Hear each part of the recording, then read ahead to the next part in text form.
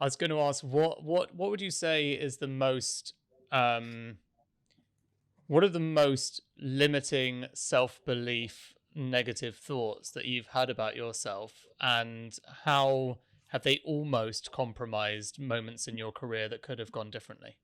Like, I am like every other human being where all of the beliefs that like I'm not smart enough, no one's going to take me seriously, like this is like everyone's just going to laugh. This is all going to fail again, except now it's going to fail and I'm a public figure and everyone's going to write about the failure, because usually at the beginning of your career when you're no one, it's like your six friends know that you failed and they kind of buy you a drink. Now it's like, okay, national newspapers are talking about this. um, you have those you have those all of the time. And here's the thing is they don't go away. It's not because you're more successful you don't have the shot at failing. I mean, Amazon can still fail and they're an incredibly successful company. um, but I think it is about constantly shifting your mindset. And we are in such a distraction filled world. I always thought this was like kind of, I mean, I just make fun of myself. Like, I always just thought the whole thing was like a bit lame about like journaling and like, anyway, I actually got a journal during COVID, and holy smokes, are we super distracted in the day? Like, sometimes I can't even remember what happened in my day. I'm like, Michelle, what did you learn today? Like, forcing yourself to like, you know, really formulate some thoughts and some conclusions has been a super powerful exercise for me.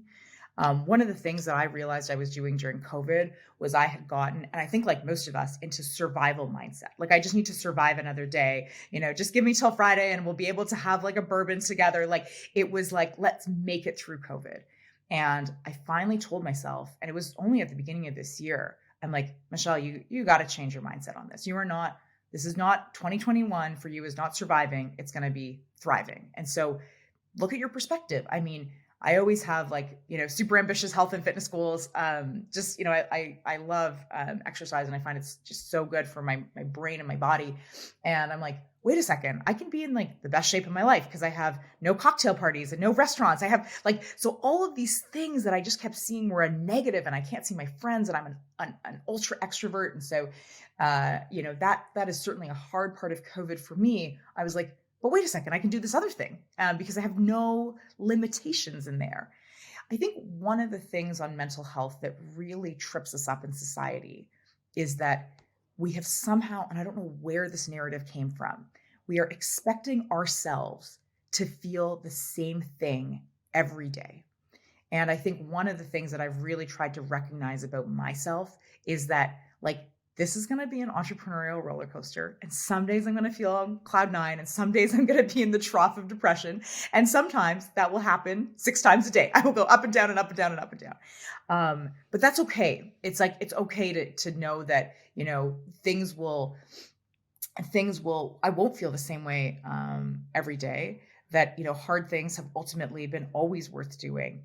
And that, the circle of friends and my circle of co-founders and the circle of people that are closest to me can have an enormous impact on my mood. And so just choosing those people wisely has paid off in spades. And the things that Amazing, yeah. actually get you most depressed as an entrepreneur are often not business problems, they're human problems. They're when an early employee leaves that was like one of your kind of OGs. It's like those are actually the things that have, the biggest toll on you. And so, just continuing to focus on the circle of supporters you have in your life, I think no matter what career you're in is just important advice. Beautifully said. Okay, we have to wrap up now because you've got a bank to run, technically speaking, or a Clearbanc to run at the very least. Probably don't describe yourself as a bank. Exactly. Um, Yep. so, what is the best piece of advice anyone's ever given you in your career? Never be comfortable. It is only in discomfort that you are absolutely growing. And it is some of the hardest advice to take because we are so mentally designed to be comfortable. But I think about, what did I do this week that pushed myself out of my comfort zone? And I'll tell you one closing story. So we're in the early days of building Clearbanc. The team is just Andrew and me at the time. We're trying to get this deal done with Uber. And Andrew and I ended up at this conference called Summit at Sea. And we sat down at dinner. and I can see that Travis Kalanick is having dinner 2 tables over with Eric Schmidt. And Andrew looks at me and he goes, we got to pitch them, right? We're like working on this deal. We're working with all these other people, but like, you just got to go pitch Travis. And I looked at him and I go, they say, do one thing every day that scares you. And I walked over to their table. They were also eating. It was a huge table. They were eating with 16 other people. And I walked over and I introduced myself and we had a great 10-minute conversation. We actually ended up closing this deal with Uber. But I remember I was close to peeing my pants in fear. That's the only way I can describe it. These were not people I knew. I had a complete shot of being totally rejected. I had a complete shot of making my current situation worse with Uber than it, because it was slowly moving along. I think if you're going to use anything for yourself, that is the best model for growth.